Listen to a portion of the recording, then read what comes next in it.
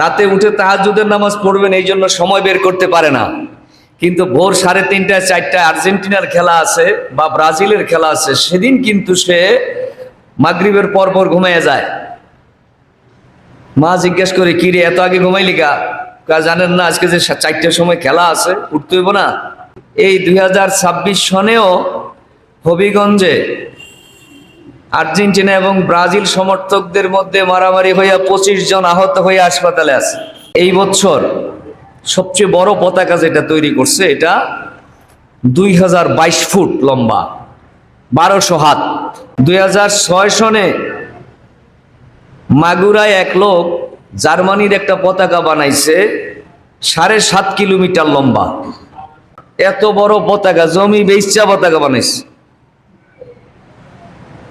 আচ্ছা বলেন তো, এই যে সে এই পতাকাটা তৈরি করছে, তার সওয়াব হইবে কত? এটা কি অপচয়? 2022 ফুট লম্বা পতাকা বানানো অপচয়, 7.5 কিলোমিটার লম্বা পতাকা বানানো অপচয় ইসলামের দৃষ্টিতে। আর আল্লাহ কি বলেন? আল্লাহ পাক বলেন, ইন্নাল মুবাজ্জিরিনা কানু ইখওয়ানুশ শায়াতিন।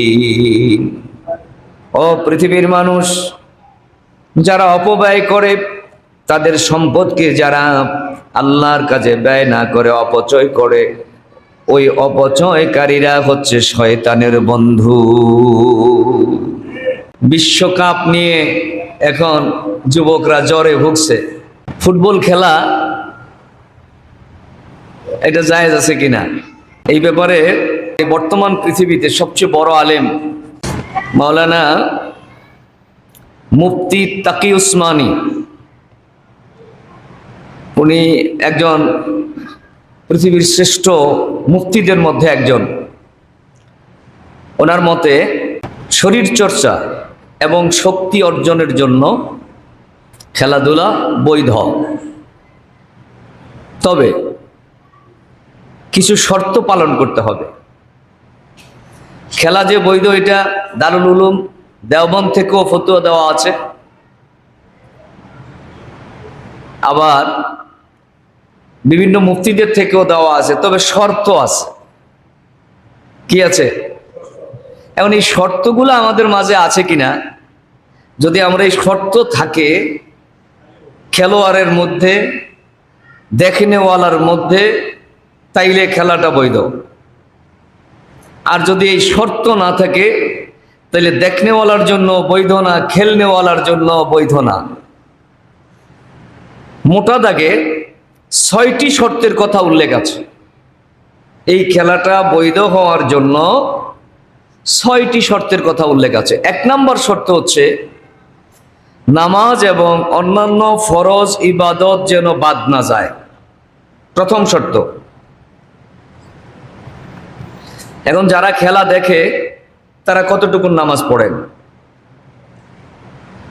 রাতে উঠে তাহাজ্জুদের নামাজ পড়বেন এই জন্য সময় বের করতে পারে না, কিন্তু ভোর 3:30টায় 4টায় আর্জেন্টিনার খেলা আছে বা ব্রাজিলের খেলা আছে, সেদিন কিন্তু সে মাগরিবের পর পর ঘুমিয়ে যায়। তাইলে বোঝা গেল সে এশার নামাজও মিক্স করছে, খেলা দেখবে, ফজরও পড়বে না। এই জন্য সে 4টায় সময় বের করতে পারে, কিন্তু তাহাজ্জুদের নামাজ পড়ার জন্য 3টা বা 2:30টায় সময় বের করতে পারে না। তাইলে যে ফরজ নামাজ বাদ দিল, খেলা যাকে নামাজ থেকে দূরে রাখলো, ওই খেলাটা দেখা হারাম। 2 নাম্বার, খেলার মধ্যে যেন জুয়া না থাকে। আমার তো মনে হয় না আন্তর্জাতিক লেভেলে যে খেলাগুলো হয় কোনো খেলা জুয়ার বাইরে আছে। প্রত্যেকটা খেলাতে জুয়া আছে, বাজি ধরা আছে। যেই খেলাতে জুয়া আছে, বাজি ধরা আছে, ওটা কি হারাম। 3 নাম্বার, খেলাতে মারামারি এবং ঝগড়া বিবাদ হতে পারবে না।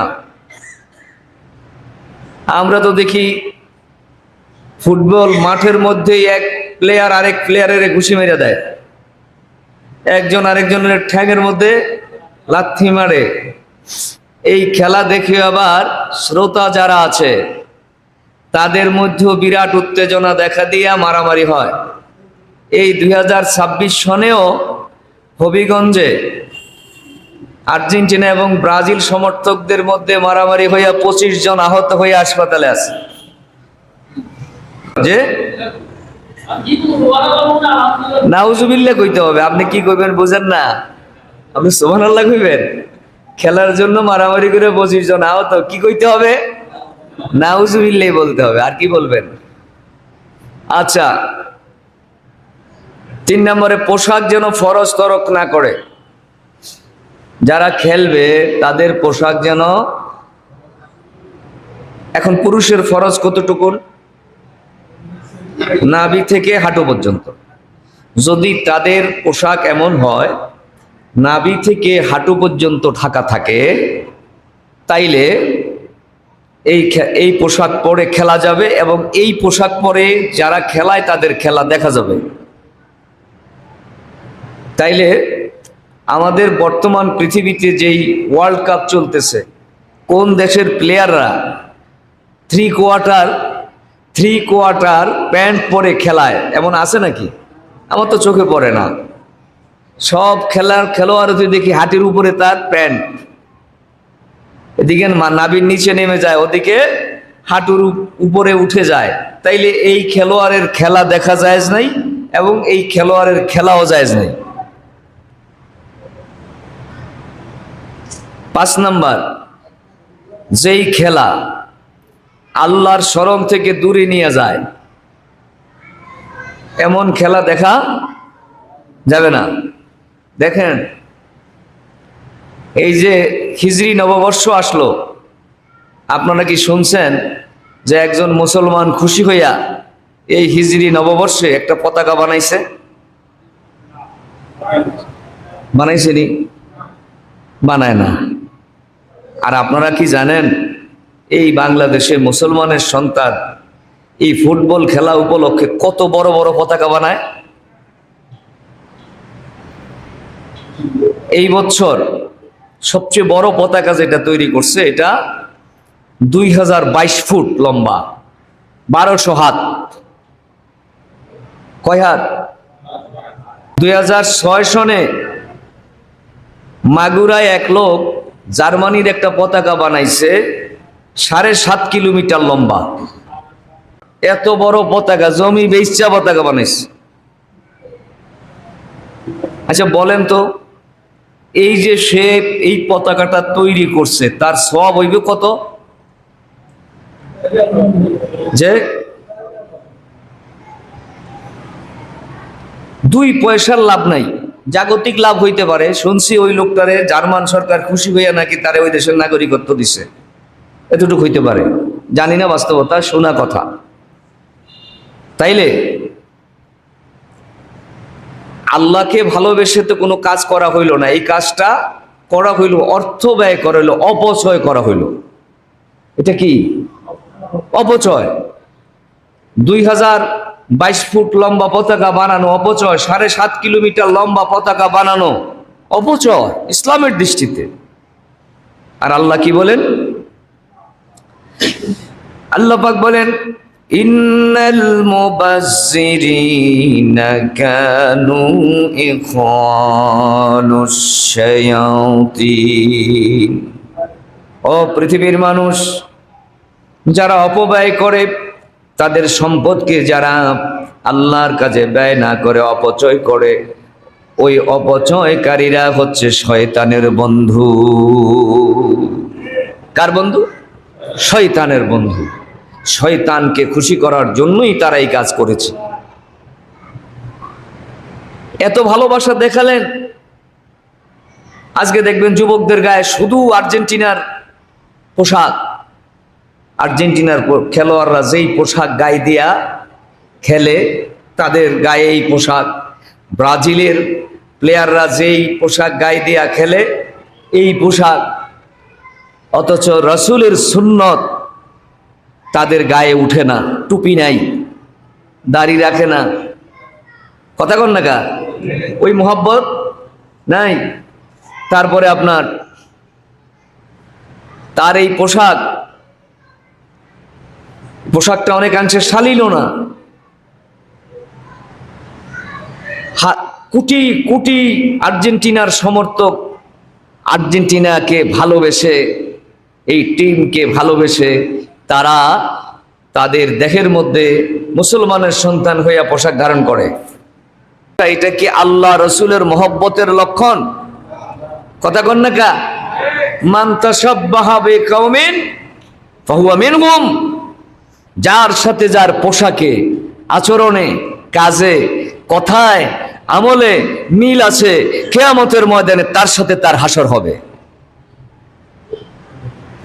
যেই যুবকরা এত উন্মাদনা দেখাচ্ছে, আমাকে প্রত্যেকটা কাজ করতে হলে অবশ্যই হুঁশ রেখে কাজ করতে হবে। আমার এই কাজটা শরীয়তের পক্ষে যায় না বিপক্ষে যায়, এটা আমাকে বুঝতে হবে। অনেকে বলে, হুজুর খেলা নিয়ে ইসলাম টানেন কেন? আরে ভাই, তোমার জীবনের প্রত্যেকটা কাজই তো ইসলামের মধ্যে থাকতে হবে, না কি বলেন? ইসলামের বাইরে যাওয়ার এক মুহূর্ত সুযোগ তোমার নাই। খেলা বলো, খাওয়া বলো, ঘুম বলো, পড়া বলো, উঠা বলো, কথা বলো, চলা বলো, যা বলো, প্রত্যেক কাজে মানতে হবে কাকে? ইসলামকে। কাকে মানতে হবে? ইসলাম মানতে হবে। তাহলে খেলাও কিন্তু ইসলামের বাইরে না।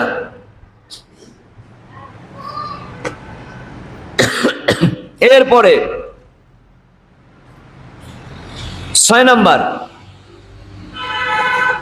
যারা এই খেলাগুলা দেখবে সব ঠিক আছে, প্লেয়ারের পোশাক ঠিক আছে, দেশ মুসলিম, আমরা তো অনেক সময় মুসলমান দেশে খেললে পক্ষ হয়ে যাই যে আজকে আপনার এই ইয়ের খেলা, অমুক দেশের খেলা, ওটা আমাদের ইসলামী মুসলমান দেশ, তাদের খেলা দেখার জন্য টেলিভিশনের পর্দায় বা মোবাইলে বসে যাই।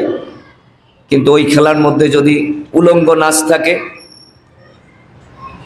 নাই উলঙ্গ ড্যান্স হয় না, দেখবেন ক্যামেরাওয়ালারাও এত পারে, যখন আকর্ষণীয় মুহূর্ত হয়, গোলের কাছাকাছি বা গোল দিয়ে ফেলছে, তখন ক্যামেরাটা নিয়ে এমন জায়গায় ধরে, ওখানে 3টা উলঙ্গ নারী, অর্ধ উলঙ্গ নারী অথবা জাঙ্গিয়া পরা 3টা নারী নাচতেছে, ওই জায়গায় নিয়ে তাদের ক্যামেরাটা ধরে। আপনি যে নজর দিলেন খেলতে, যে ইসলামী দেশের খেলাই দেখতেছেন, কিন্তু আপনার নজর পড়ে গেল হারাম বস্তুর দিকে।